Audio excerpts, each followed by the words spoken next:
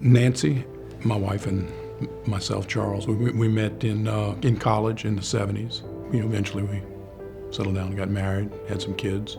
She went on and worked as a teacher for a number of years. Myra and I met in 1972. Her brother and I went to school together, high school together, and came over to his house one time, met her. Didn't know I was going to marry her 2 years later, and lived the rest of my life with her.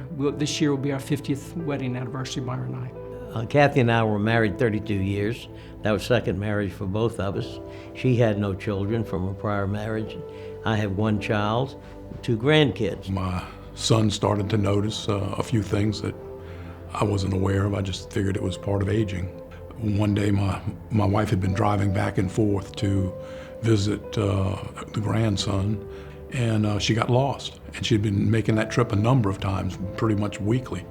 And all of a sudden she couldn't find her way. Myra really first noticed that she was having some memory issues. She decided to go see a neurologist. She got tested, and she tested for mild cognitive impairment. And it's just really the last maybe year, I think she's probably gone into mid-stage dementia. Kathy and I, we've been involved with Alzheimer's for a long time. Kathy was on the board probably 5 or 6 years before she started showing signs of dementia. Things just gradually got worse to the point that she couldn't control anything, and it didn't dawn on her. It didn't really sink in. It never did, which is a blessing, really, because you'd get depressed if you knew that's what you had. I got depressed, knowing what she had.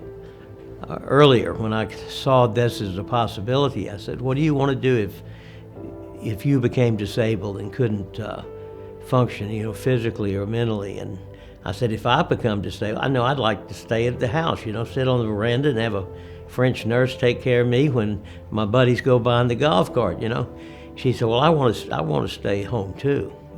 I'd want to stay home. So with that in mind, that was my goal, to keep Kathy at home as long as I could.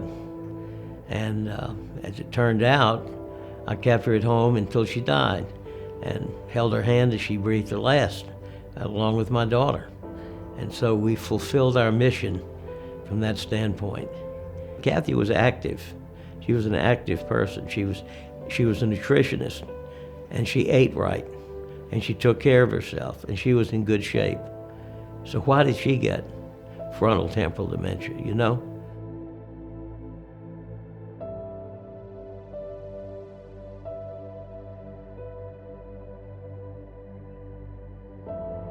You can't imagine being with someone for 4 or 5 years where they're never happy. Never. They don't give you a rule book or a playbook to go by. So you're going every day something new. There is no break. Every day I'm there, and every day I get to watch something new happening that I have no control over. And I'm not a control freak, but I like to feel like there's some control going on in my life, and there was none. It was just flying apart. So before I felt like I could do anything to really start helping her, I needed to find help for me. I was starting to lose me. I'm losing her, but I'm losing me too. And I needed to start finding some kind of way to regain some control over my life so that I could help her, because I couldn't help her in the present situation. It's very stressful, especially when they get to the mid-stage where she is now. Sometimes they're difficult.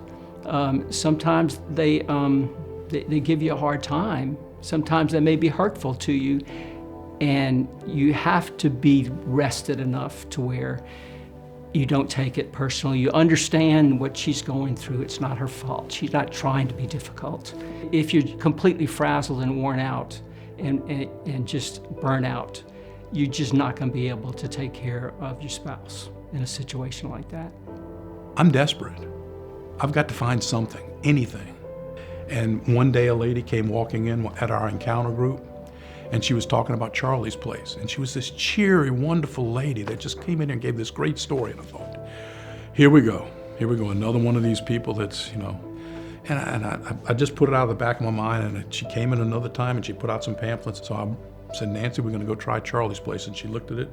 She couldn't read it, but she looked at it. She said, I don't want to go. I said, well, I'm gonna go with you, and if you don't like it, we'll leave immediately. We won't stay there any longer than it takes if you say no. And I called the center and let them know I was coming to do a tour. And someone met us at the door, and of course Nancy didn't want to get out. I said, well, I'm getting out if you're not. She just sat in the car and was being difficult. And then she finally got out. She came in and she walked around a little while and listened to some talking that was going on. And she turned around and she looked at me and said, you can go home. I said, what? She said, you can go home.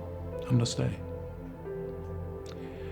And she had a great day that day. The next day she wanted to know why she couldn't go the next day. And Charlie's Place allowed us to come Monday to Thursday.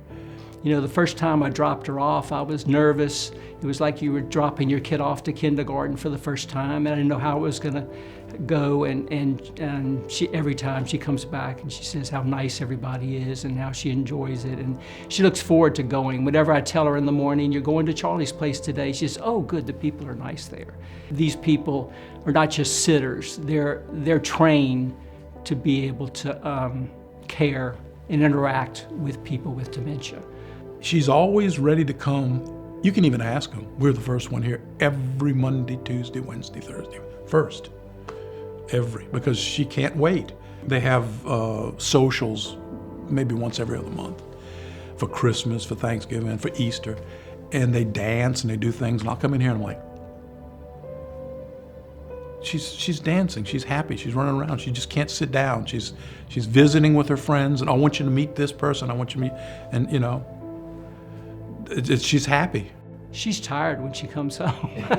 it wears her out. But I mean, it's good, you know. I mean, she's a nice worn out, you know, because she's been having to think and interact. It's exercising her brain, I think.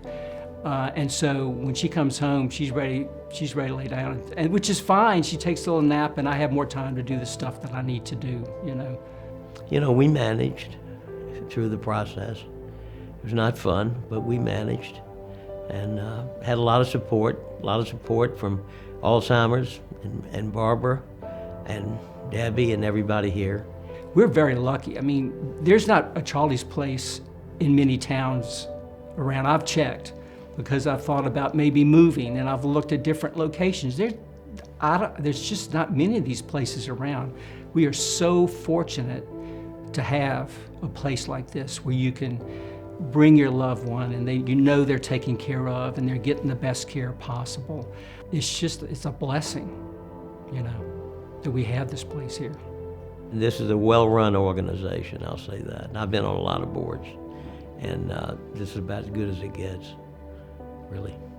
I'm almost certain that had we not found Charlie's today, she wouldn't be talking or doing anything.